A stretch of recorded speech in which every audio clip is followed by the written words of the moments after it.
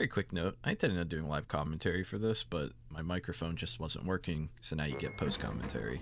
Atlas is a cyborg, and they have the primary goal that all cyborgs have, to follow their laws and attempt to assist the station.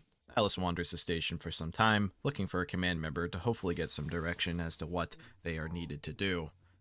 What they did not expect was the captain to tell them to count every single light on the station. Atlas couldn't refuse. It was an order. It was within his laws, so he did what he had to. First, he only started counting normal lights, and then he thought, well, emergency lights are lights, janitor lights are lights, so he went around the whole station, counting every light. It was fairly uneventful for the first few hundred. No one really questioned the cyborg, just spouting off numbers in random areas, not until a mime discovered him and started to follow him along. The mime must have realized that Atlas was opening every single door on the station slowly one at a time, and they used Atlas's free all access to take a few things for themselves in various areas. Atlas, 30 minutes in, spent so much time counting, he had to do a recharge, but the job wasn't done yet. At 272 lights, the only place left really to check was the armory. Atlas was flashed repeatedly over and over again, attempting to get the last numbers. And low-key, I actually got flashed for like 5 minutes straight, so I'm just not going to show it because it's literally headache-inducing. I asked them to walk and they said no, so I was basically stuck here for 5 minutes. Fast forward to 309 lights. Was this every light on the station? No. Was this pretty much all of them? Yeah.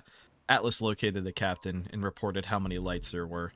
And for that hard work, the captain just simply said, "Ah, thanks, Borg," without much other direction.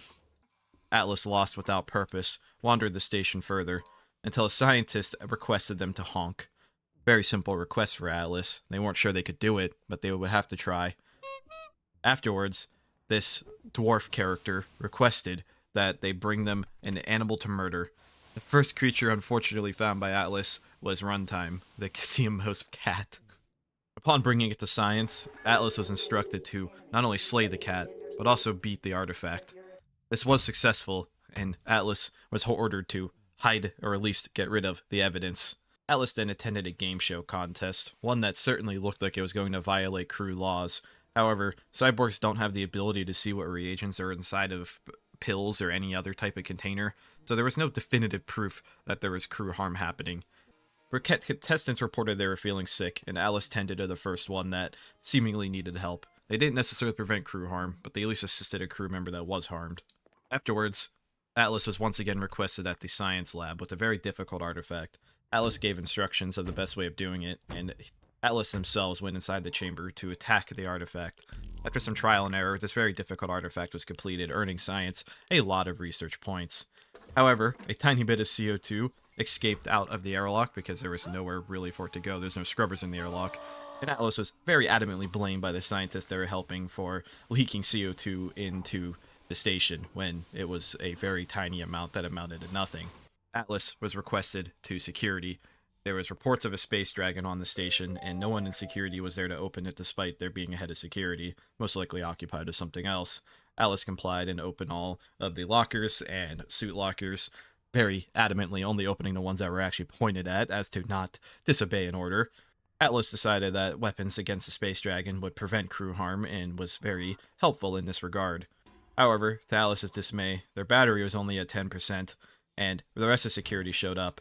This created a stampede effect where Atlas was repeatedly flashed in security once more, shot multiple times by people moving, was unable to open any doors anymore because the battery has completely run out, unable to really speak due to being one hit away from crit, and again, I don't want to show too much of this because it's literally just my screen shaking for like 5 minutes straight and it's not very watchable. Atlas and the security officer were left in the armory and security alone, unable to open doors or escape, so Atlas flushed themselves down disposals, hoping for the best.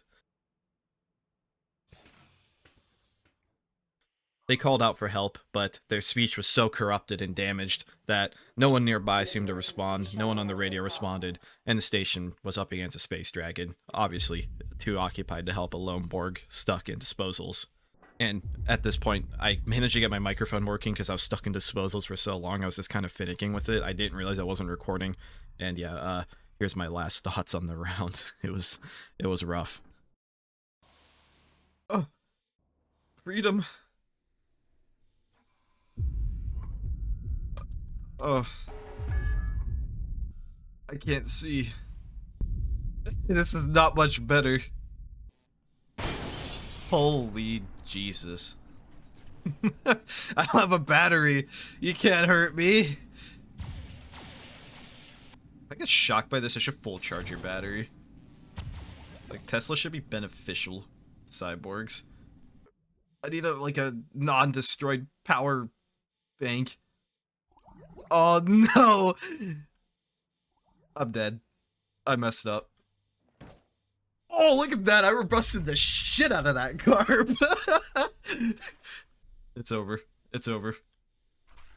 We were lucky once. It doesn't really make much of a difference, does it? Doesn't make much of a difference.